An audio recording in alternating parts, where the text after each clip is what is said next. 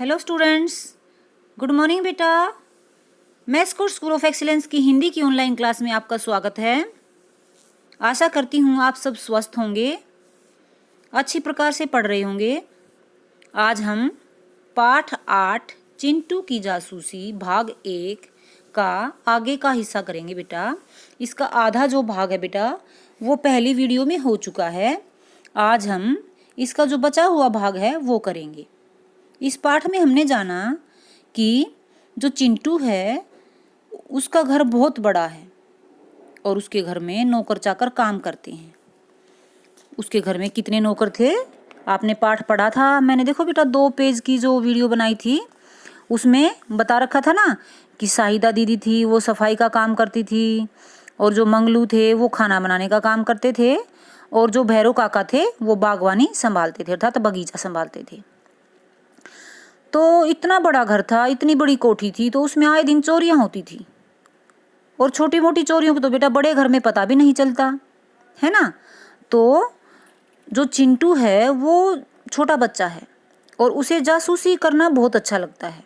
जैसे आपको भी लगता है ना, खोजबीन करना अच्छा लगता है, वैसे ही उसको भी अच्छा लगता था।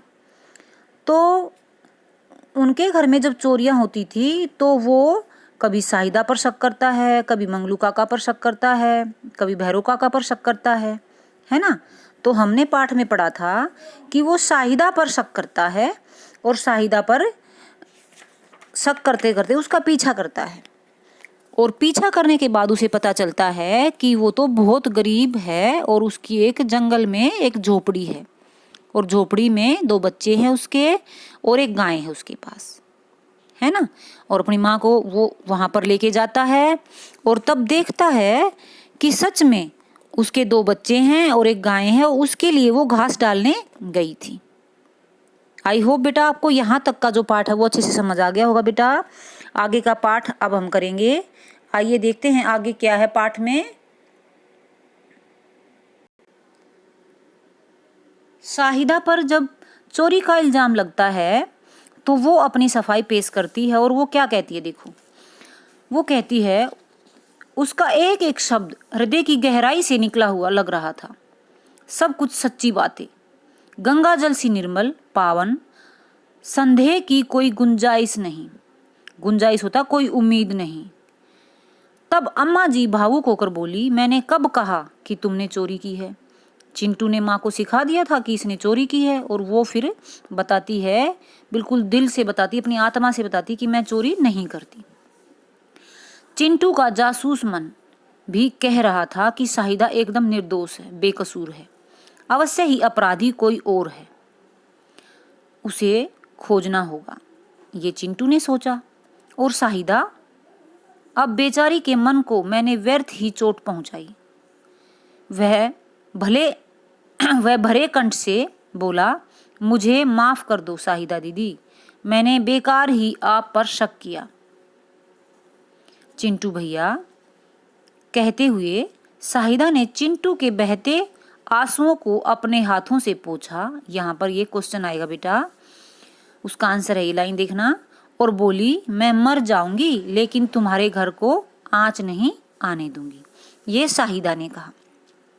सचमुच आंसू वह जादुई चीज है जो मन में छिपे तिल तिल मैल को भी बहाकर बाहर निकाल देती है।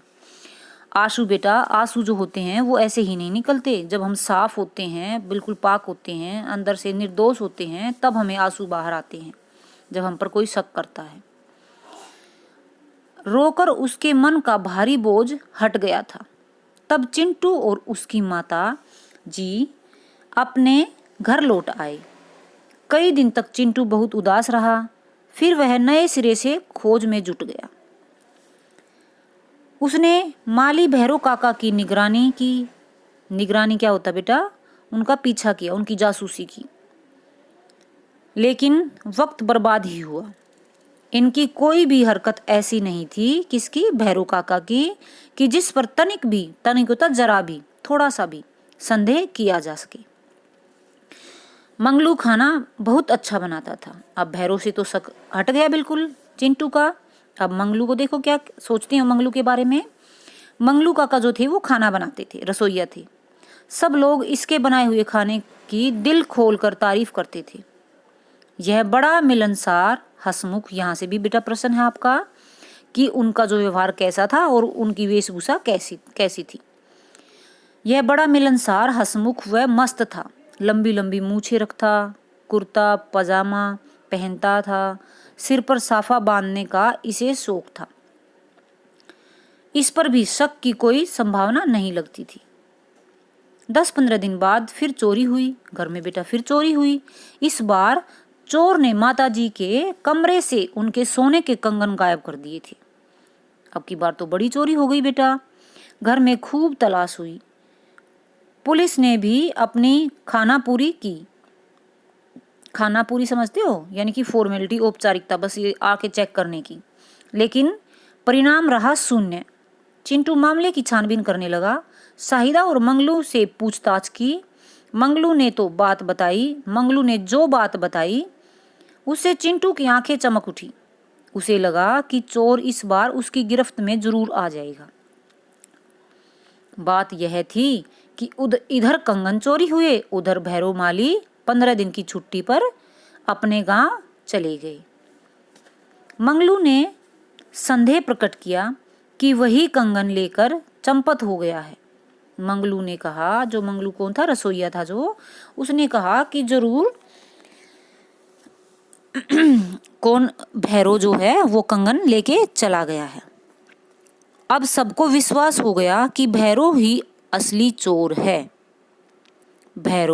पुलिस भैरव के गांव पहुंचकर छापा मारने की तैयारी कर रही थी कि भैरव वापस लौट आया।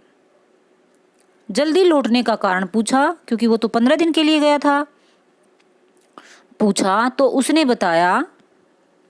उसने बताया कि बगीचे के पौधे गर्मी में सूख न जाएं, इसलिए वह जल्दी लौट आया। अर्थात वो अपने काम के प्रति जागरूक था, सचेत था, निष्ठावान था। पुलिस ने भैरव को अपनी गिरफ्त में ले लिया। शक के बिना पर, शक संदेह जो था उसके ऊपर। उसकी कोठरी का ताला खोलकर पुलिस के साथ कई लोग कोठरी में घुसे जहां पर वो रहता था। अचानक नीचे से कोई चीज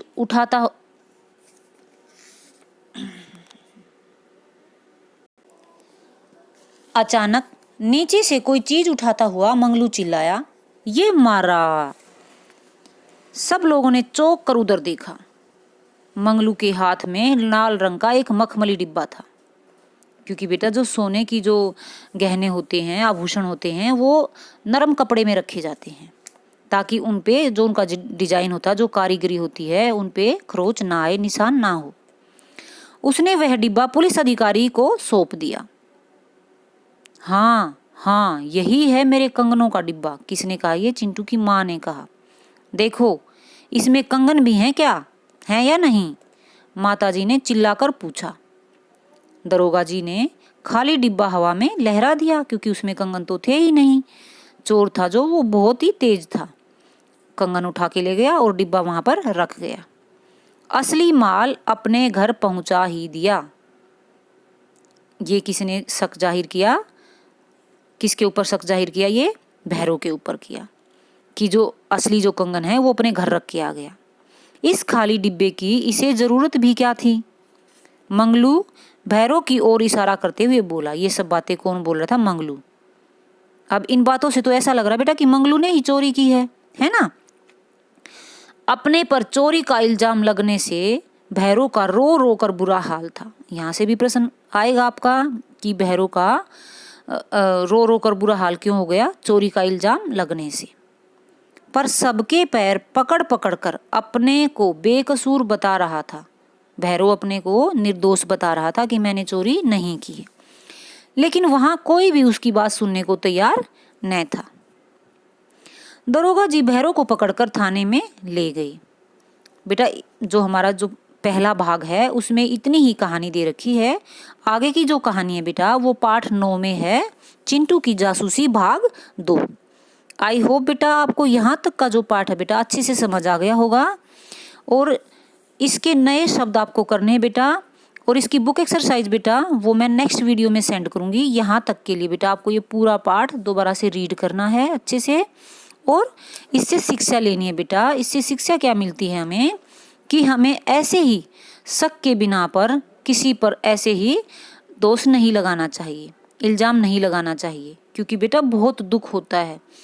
कोई बंदा इतना ईमानदारी से काम करता है और उस ईमानदार बंदे पर जब हम शक करते हैं, इल्ज़ाम लगाते हैं, तो उसे बहुत दुख होता है और वो अपनी ईमानदारी को भी कोसता है कि मैंने इतनी निष्ठा से यहाँ पर काम किया और आज मुझे ये चोरी का इल्ज़ाम लगा रहे हैं, मुझे दोष दे रहे हैं कि मैंने बुरा काम किया है ना बेटा। तो आप छोटे बच्चे हो बेटा, इसलिए आपके इसमें डाल रखा है ये शिक्षा देने के लिए कि कभी कभी बच्चे जो होते बेटा खेल खेल में हम कभी किसी का जाने अनजाने में दिल दुखा देते हैं, है ना। तो ऐसी गलतियां हमें नहीं करनी चाहिए। ओके बेटा, बाय बाय, हैप्पी लर्निंग।